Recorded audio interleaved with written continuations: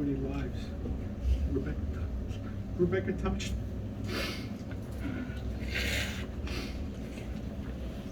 It certainly is gratifying, but not unexpected.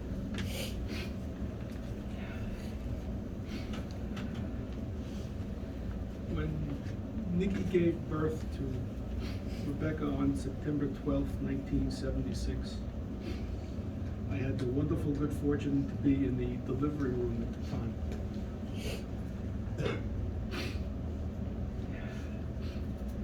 After delivery, while the doctor was tending to Nikki, he handed Rebecca to a nurse who carried her over to a warming table with a hot light over her to keep her warm.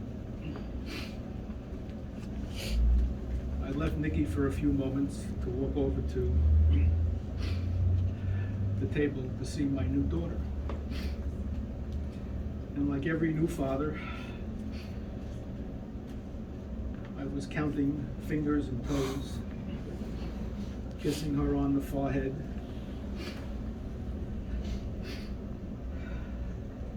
And then I looked up at the heavens and I just said,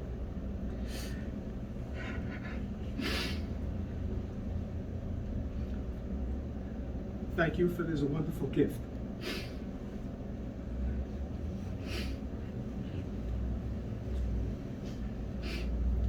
She's been a light in my heart for 44 plus years.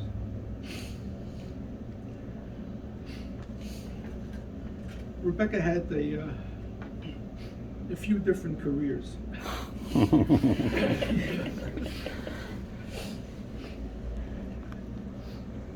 She went out to a 2-year college in Arizona after high school. I flew out there with her. I wanted to see where she would be staying. The school was literally on an Indian reservation.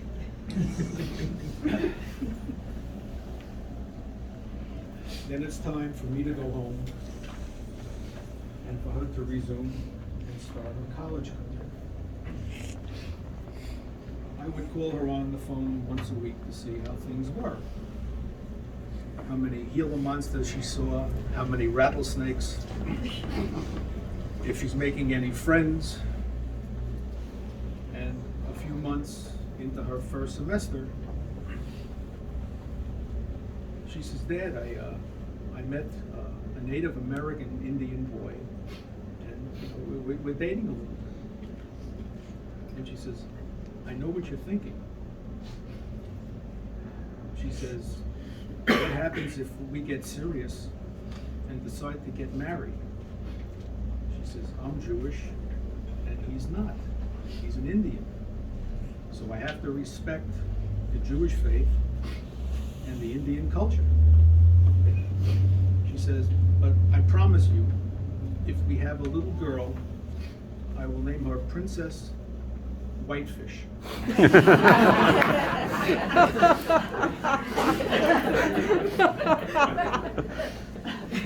And that's true, that conversation happened.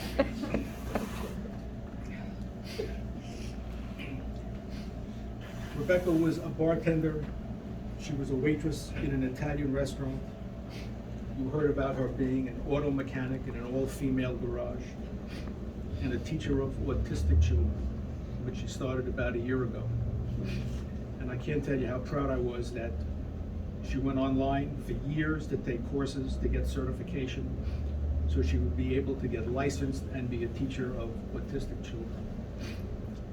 I thought that was going to be a wonderful beginning of a new career for her. What you may not know is Rebecca was kind of an entrepreneur. She formed a corporation called GEARGIRL, G-E-A-R, and it was on the internet. And people could come in and ask questions about how do I fix this and what parts do I need? And Rebecca would give the advice and charge a fee. She formed her own company. I thought it was a wonderful deal. Now, I have two little memories that I have that I carried with me very fondly. please indulge me while I talk about this. I used to work out of the house in Allendale. When Rebecca was about 5 years old, I'm sitting at my desk, and she walks in and doesn't say a word, and she waits for me to look up to acknowledge her. It's 6 o'clock, a minute before dinner is ready. I look up, and there's this 5-year-old girl, and this is exactly what she does.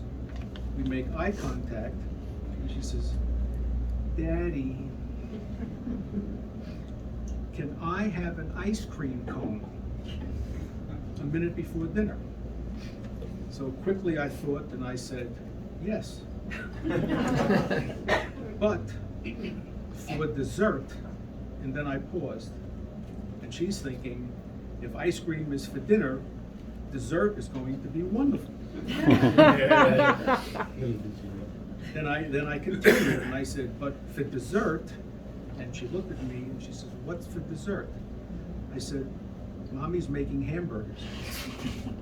So you can have ice cream now, but you have to have a hamburger for dessert." And she agreed. Nikki thought I was nuts.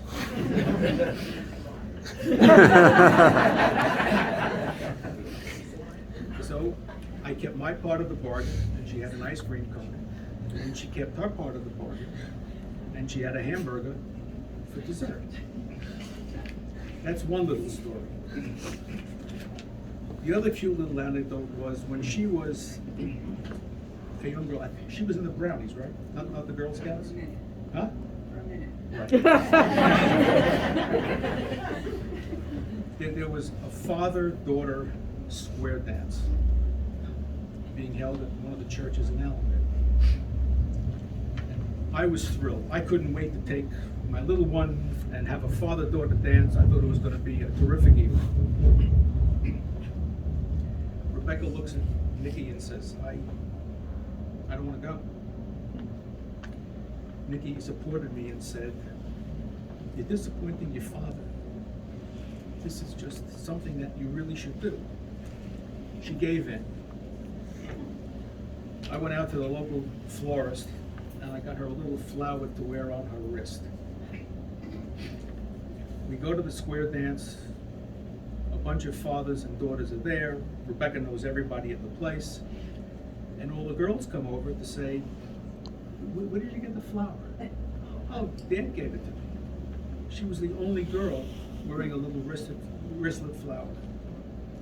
And I said, "You know, we're having such a good time. This is a weeknight. The next day is school." I said, "We have to celebrate a little bit.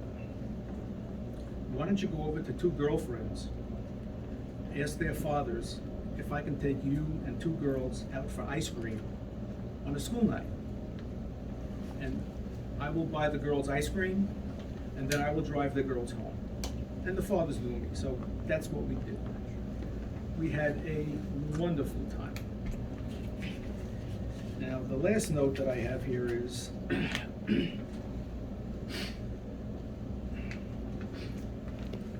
behind over here is a pink blanket. That blanket was knitted when Rebecca was born by her great-grandmother. We called her Nana. Nana was a wonderful woman. Nana used to call Ken and Rebecca her dividends, being a great-grandparent. Rebecca could not go to sleep without that blanket around her, and she would hold one end and go like this. We used to call it fuzzing. She would fuzz until she went to sleep. Her whole life, she had that blanket. I don't know if anybody has a blanket that outlived her. I mean, it's incredible. Linus. Huh? Linus. But that's my daughter. Now, let me end by saying, Nikki and I have to bid a fond farewell to our daughter. Kenneth has to bid a farewell to his younger sister. And most tragically, Elijah and Marley have to bid a farewell to their mother. It's sad. It's very, very sad indeed.